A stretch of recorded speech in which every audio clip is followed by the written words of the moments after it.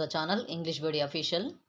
తెలుగులో ఉన్న వాక్యాన్ని ఇంగ్లీష్లోకి ఈజీగా ఏ విధంగా ట్రాన్స్లేట్ చేయొచ్చో ఈ వీడియోలో తెలుసుకుందాం. మాతృభాష ద్వారా ఏ ఇతర భాషనైనా మనము ఈజీగా తెలుసుకునేటటువంటి వెసులుబాటు ఉంటుందన్నమాట. సో మనకు కావాల్సిందల్లా ఇంట్రెస్ట్ కావాలి, ఆసక్తి కావాలి, నేర్చుకోవాలనేటటువంటి తపన కావాలి. ఇంగ్లీష్ పైన ఇంట్రెస్ట్ ఉండి ఒక్క వాక్యం కూడా సొంతంగా చెప్పలేనటువంటి బిగినర్స్ ఉంటారు కొంతమంది. వాళ్ళకి ఈ వీడియో చాలా బాగా ఉపయోగపడుతుందని అనుకుంటున్నాను. ఈ వీడియో కనుక మీకు నచ్చినట్లయితే షేర్ చేయండి, కామెంట్ చేయండి, డౌట్స్ ఉన్నా కామెంట్ చేయండి, సజెషన్స్ కూడా చేయొచ్చు. న్యూస్ హెడ్లైన్స్ చూడండి. రాష్ట్రంలో అకాల వర్షాలు. ఇది ఒక ఫ్రేజ్ టైప్లో బ్రీఫ్గా ఇవ్వడం జరుగుతుందన్నమాట. హెడ్లైన్స్ కాబట్టి ఒక వాక్యం మాదిరిగా కాకుండా బ్రీఫ్గా ఇవ్వడం జరుగుతుంది. చూడండి, అకాల వర్షాలు. అకాల అంటే కాలం రాకముందే అని అర్థం. కాలం రాకముందే. దీనిని ఇంగ్లీష్లో అయితే అన్టైమ్లీ అని చెప్పొచ్చు అనమాట. టైం రాకముందే అని అర్థం. లేదా అన్సీజనల్ అని చెప్పొచ్చు. అన్సీజనల్ అంటే సీజన్ రాకముందే అని అర్థం. ఇంకా మనం చెప్పాలంటే ప్రిమెచ్యూర్ అని కూడా చెప్పొచ్చు. ప్రిమెచ్యూర్. ఓకే, అంటే చూడండి, వర్షాలు అంటే రెయిన్స్. అన్సీజనల్ రెయిన్స్ రాష్ట్రంలో, in the state. Unseasonal rains in the state. తీవ్రంగా నష్టపోయిన అన్నదాతలు. ఈ సెంటెన్స్ చూడండి, తీవ్రంగా నష్టపోయిన అన్నదాతలు.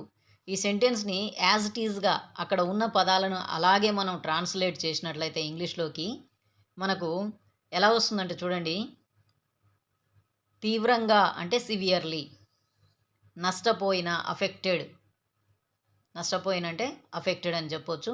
అన్నదాతలు బ్రెడ్ విన్నర్స్ అని అంటాం అన్నమాట. అన్నదాతలు అంటే బ్రెడ్ విన్నర్స్ లేదా ఫార్మర్స్ లేదా ఫుడ్ ప్రొడ్యూసర్స్ అని కూడా చెప్పొచ్చు. Right. Severely affected bread winners అని చెప్పొచ్చు. ఇదే వాక్యాన్ని ఈ విధంగా కాకుండా ఇదే వాక్యాన్ని ఇంకా కొంచెం మంచిగా అందంగా ఉండే విధంగా, భాషకు అందాన్ని ఇచ్చే విధంగా మనం ఇడియమాటిక్గా చెప్పినట్లయితే ఫార్మర్స్ సఫర్ సివియర్ లాసెస్ అని చెప్పొచ్చు. ఇదే సెంటెన్స్ని ఫార్మర్స్ సఫర్ సివియర్ లాసెస్, తీవ్రంగా నష్టపోయిన అన్నదాతలు అని అర్థం. ఓకే,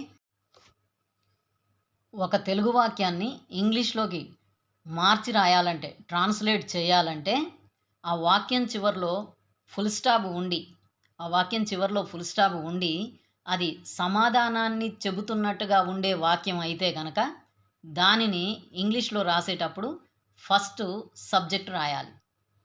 ఫస్ట్ సబ్జెక్ట్ రాయాలన్నమాట. సబ్జెక్ట్ అంటే ఏంటి? సబ్జెక్ట్ అంటే ఆ వాక్యంలో పనిని చేసే వ్యక్తి అయినా కావచ్చు, పనిని చేసే జంతువు అయినా కావచ్చు, పనిని చేసేటటువంటి విషయం అయినా కావచ్చు అన్నమాట. సబ్జెక్ట్ అంటే ఒక వ్యక్తి అయినా కావచ్చు, ఒక జంతువు అయినా కావచ్చు, ఒక విషయమైనా కావచ్చు. దీనిని మనము ఫస్ట్ రాయాలి కాబట్టి నంబర్ 1తో గుర్తుపెట్టుకోవాలి. సబ్జెక్ట్ అంటే అర్థమైంది కదా.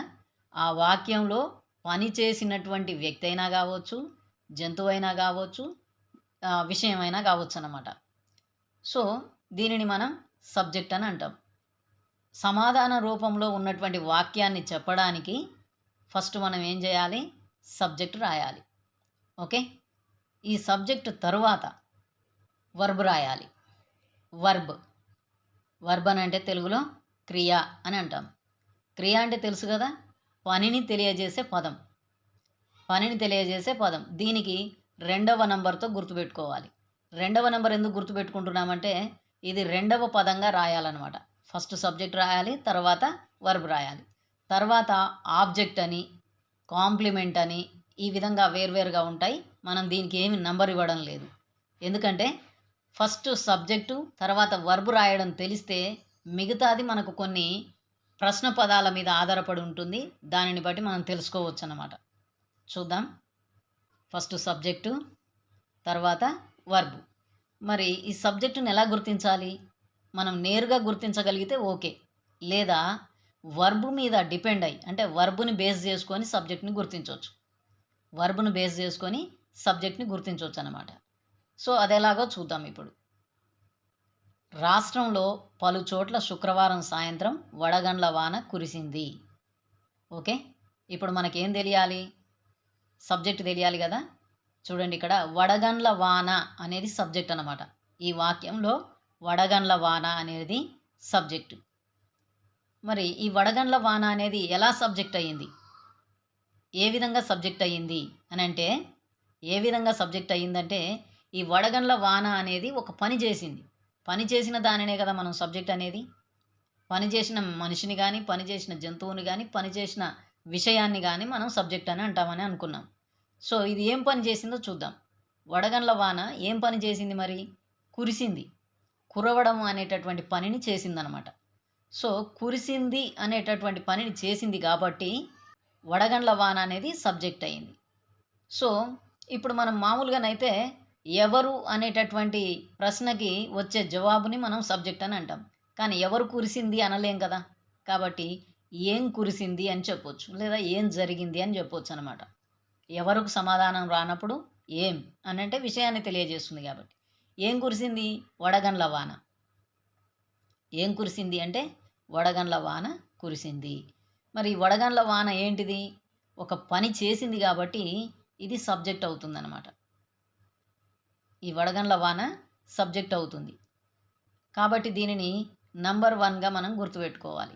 అంటే ఇంగ్లీష్లోకి ట్రాన్స్లేట్ చేసి రాసేటప్పుడు ఫస్ట్ పదంగా మనం దీనిని రాయాలన్నమాట. వడగండ్ల వాన, దీనిని ఇంగ్లీష్లో ఏమంటామో అది రాయాలి. సో దీనిని ఏమంటామని అనుకుంటున్నాం ఇప్పుడు? సబ్జెక్ట్ అని అంటాం కదా. సబ్జెక్ట్కి ఏ నెంబర్ ఇచ్చాం? 1. కాబట్టి ఇక్కడ మనం నంబర్ 1 ఇచ్చాం, రైట్. దీనిని సబ్జెక్ట్ అని అంటాం. సబ్జెక్ట్ తర్వాత ఇప్పుడు వర్బ్ రాయాలి. సబ్జెక్ట్ తర్వాత వర్బ్ రాయాలి. వర్బ్ రాయాలంటే సబ్జెక్ట్ మీదనే క్వశ్చన్ వేయాలి. వడగండ్ల వాన ఏం చేసింది అని క్వశ్చన్ వేసుకోవాలి. దానికి ఏ సమాధానం వస్తుంది? కురిసింది అనేటటువంటి సమాధానం వచ్చింది.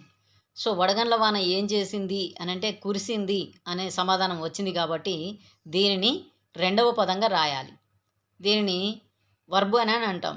వర్బ్ అని అంటే క్రియ, పనిని తెలియజేస్తుంది. సో దీనిని రెండవ పదంగా రాయాలి. రెండవ నంబర్తో మనం గుర్తించి రెండవ పదంగా రాయాలి. రెండవ నంబర్ ఎందుకు ఇస్తున్నామనంటే మనం ట్రాన్స్లేట్ చేసి రాసేటప్పుడు రెండవ పదంగా రాస్తాం కాబట్టి దీనికి రెండవ నంబర్తో గుర్తించాం. ఇప్పుడు మూడవ పదంగా ఏ పదాన్ని రాయాలి అనంటే, ఏ పదాన్ని రాయాలో తెలుసుకోవాలంటే ఈ కురిసింది అనేటటువంటి వర్బ్ మీద చాలా రకాల ప్రశ్నల్ని మనం వేసుకోవాలి. వీలైనన్ని ప్రశ్నలు వేసుకోవాలి. ఎలా కురిసింది, ఏ విధంగా కురిసింది, ఎందుకు కురిసింది, ఎప్పుడు కురిసింది, ఎక్కడ కురిసింది, ఇలాంటి ప్రశ్నల్ని వేయాలన్నమాట. ఈ ప్రశ్నలలో ఏ ప్రశ్నకు సమాధానం వస్తుందో దానిని మూడవ నంబర్తో గుర్తించి మూడవ పదంగా రాయాలి. ఎక్కడ కురిసింది, ఎందుకు కురిసింది, ఎప్పుడు కురిసింది, ఎలా కురిసింది, ఎవరు, ఎవరిని. ఈ ఎవరు ఎవరిని ఇవి మనకు ఈ ప్రక్రియలో అవసరం రావు. ఏ విధంగా కురిసింది, ఎంతకాలం కురిసింది, ఇలాంటి ప్రశ్నలు వేసుకోవాలన్నమాట. ఇలాంటి ప్రశ్నలలో దేనికి సమాధానం వచ్చినా ఆ సమాధానంగా వచ్చినటువంటి పదాన్ని మూడవ నంబర్తో గుర్తించాలి. చూడండి, వడగండ్ల వాన కురిసింది. ఈ కురిసింది ఎక్కడ కురిసింది, ఎప్పుడు కురిసింది, ఈ ప్రశ్నలలో చూడండి, ఎక్కడ కురిసింది, ఎక్కడ కురిసింది అనే దానికి సమాధానం ఉంది.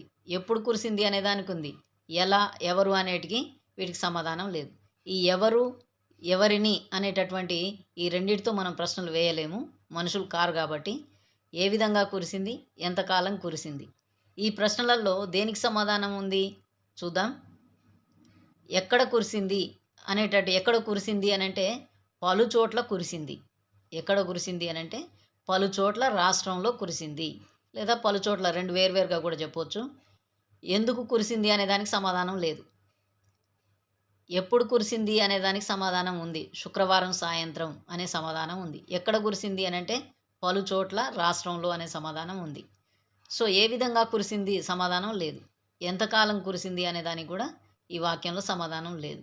సో ఈ సమాధానం ఉన్నటువంటి ఈ రెండు పదాలని ఏ పదాన్ని ఫస్ట్ రాయాలి అని అంటే దేనినైనా ఫస్ట్ రాయవచ్చు. ఎక్కడ కురిసింది అనే దానికి వచ్చిన సమాధానాన్ని రాయవచ్చు, దాని తర్వాత ఎప్పుడు అనే సమాధానాన్ని కూడా రాయవచ్చు అన్నమాట. ఎక్కడ, పలు చోట్ల. ఎక్కడ కురిసింది అంటే రాష్ట్రంలో పలు చోట్ల కురిసింది, ఈ పదాన్ని మనం రాయవచ్చు. ఎప్పుడు కురిసింది అని అంటే శుక్రవారం సాయంత్రం కురిసింది. ఈ రెండిట్లో ఏదైనా రాసుకోవచ్చు. శుక్రవారం సాయంత్రం అనే పదాన్ని ఫస్ట్ రాయవచ్చు, పలుచోట్ల అనే పదాన్నైనా ఫస్ట్ రాయవచ్చు. ఇది రాస్తే ఇది తర్వాత రాయాలి, ఇది ఫస్ట్ రాస్తే దానిని తర్వాత రాయాలి, అంతే. చూడండి, ఫస్ట్ సబ్జెక్టు వడగండ్ల వాన, వర్బ్ కురిసింది. ఎక్కడ కురిసింది అని అంటే పలుచోట్ల. దీనికి మనం రెండవ నెంబర్ అయిపోయిన తర్వాత ఏ నెంబర్ ఉంటుంది, అదే నెంబర్ ఇక్కడ రాయాలి. ఈ పలుచోట్ల అనేటటువంటి పదానికి మనం 3వ నెంబర్ ఇవ్వాలి, నంబర్ 3. ఎందుకంటే 2వ నెంబర్ అయిపోయింది కాబట్టి 3వ నెంబర్ ఇవ్వాలి. ఓకే. తర్వాత ఈ రాష్ట్రంలో కూడా దీంట్లోనే కలిపి 3వ నెంబర్ ఇవ్వచ్చు. మనం చివరికి రాద్దామని ఆపాము. ఓకే. వడగండ్ల వాన కురిసింది, పలుచోట్ల. 3వ నెంబరు 3వ పదంగా మనం పలుచోట్ల అనే పదాన్ని రాసాం. ఎప్పుడు కురిసింది? శుక్రవారం సాయంత్రం. ఎప్పుడు కురిసింది అంటే శుక్రవారం సాయంత్రం. దీనికి ఏ నెంబర్ ఇవ్వాలి? 3వ నెంబర్ అయిపోయింది కాబట్టి 4వ నెంబర్ ఇవ్వాలి. 3వ నెంబర్ అయిపోయింది కాబట్టి 4వ నెంబర్ ఇవ్వాలి. ఎప్పుడు కురిసింది అంటే శుక్రవారం సాయంత్రం కురిసింది. తర్వాత ఎక్కడ కురిసింది, ఎక్కడ అనేది మళ్ళీ అడుగుతున్నాం. అడగొచ్చు, తప్పేం లేదు. ఎందుకంటే ఇంతకుముందు దాంట్లో కలిపి రాస్తే అయిపోయేది పలుచోట్ల అనే దాంట్లో. దీనికి నెక్స్ట్ నెంబర్ 5వ నెంబర్ ఇవ్వాలి. ఓకే. ఇప్పుడు నంబర్ 1 వడగండ్ల వాన, నంబర్ 2 కురిసింది, నంబర్ 3 పలుచోట్ల, నంబర్ 4 శుక్రవారం సాయంత్రం, నంబర్ 5 రాష్ట్రంలో. అయిపోయింది. ఇప్పుడు అకాల వర్షాలు, రాష్ట్రంలో అకాల వర్షాలు. Unseasonal rains. Unseasonal rains. Unseasonal అనేటటువంటి పదము ఈ వర్షాలకి కరెక్ట్గా సూట్ అవుతుందన్నమాట. Unseasonal rains in the state. రాష్ట్రంలో అకాల వర్షాలు. తీవ్రంగా నష్టపోయిన అన్నదాతలు. తీవ్రంగా, సివియర్లీ. తీవ్రంగా, సివియర్లీ నష్టపోయిన, అఫెక్టెడ్. నష్టపోయిన, అఫెక్టెడ్. బ్రెడ్ విన్నర్స్, అన్నదాతలు. బ్రెడ్ విన్నర్స్ అంటే అన్నదాతలు. Okay. Severely affected bread winners. Right. చూడండి, ఇప్పుడు మనం సెంటెన్స్, ఫస్ట్ సెంటెన్స్ వడగండ్ల వాన. వడగండ్ల వాన. వడగండ్ల వాన ఏమంటాము? హెయిల్ స్టార్మ్ అనాలి. వడగండ్ల వాన అంటే హెయిల్ స్టార్మ్. వడగండ్ల వాన, హెయిల్ స్టార్మ్ అనాలి. కురిసింది అని అంటే మామూలుగానైతే వర్షం కురిస్తే రెయిన్డ్ అని అంటాం, పాస్ట్ టెన్స్లో ఉంది కాబట్టి. కానీ ఇది వడగండ్ల వాన కాబట్టి నష్టాన్ని కలిగిస్తుంది, గాలివానతో వస్తుంది కాబట్టి దీనిని లాష్డ్ అని చెప్పొచ్చు అనమాట. లాష్డ్, LASHED. LASHED. లాష్డ్, గాలివానతో వచ్చి నష్టాన్ని కలిగిస్తుంది కాబట్టి లాష్డ్ అని చెప్తున్నాం. సో తరువాత ఎక్కడ కురిసింది? నంబర్ 3 పలుచోట్ల. నంబర్ 3 ఏంటంటే పలుచోట్ల. లాష్డ్ అనేది నంబర్ 2, హెయిల్ నంబర్ 1. పలుచోట్ల అంటే మెనీ ప్లేసెస్. పలుచోట్ల అంటే మెనీ ప్లేసెస్. నంబర్ 4 ఏంటి? శుక్రవారం సాయంత్రం. మరి వారాల పేర్లు చెప్పేటప్పుడు ఫస్ట్ ఆన్ అనేటటువంటి ప్రిపోజిషన్ చెప్పాలి. ఆన్ అనేటటువంటి ప్రిపోజిషను వారాల పేర్ల ముందు చెప్పాలి. సండే, మండే, ట్యూస్డే ఉన్నాయి కదా, వాటి పేర్ల ముందు ఆన్ ప్రిపోజిషన్ చెప్పాలన్నమాట. Friday, on Friday. నెలల పేర్ల ముందు అయితే ఇన్ చెప్పాలి. ఇన్ జనవరి, ఇన్ ఫిబ్రవరి అట్లా చెప్పాలి. శుక్రవారం సాయంత్రం. సాయంత్రం అంటే ఈవినింగ్. On Friday evening. ఎక్కడ? నంబర్ 5 ఏంటి? రాష్ట్రంలో. నంబర్ 5 ఏంటంటే రాష్ట్రంలో. ఇది రాష్ట్రంలో, in the state. In the state. ఈ ఇన్ ద స్టేట్ని పలుచోట్ల అనేటటువంటి నంబర్ 3లో కలిపితే అది అన్ని నంబర్స్ కలిపి 4 వచ్చేటివి అనమాట. In the state. రైట్. చూడండి, hail storm lost many places on Friday evening in the state.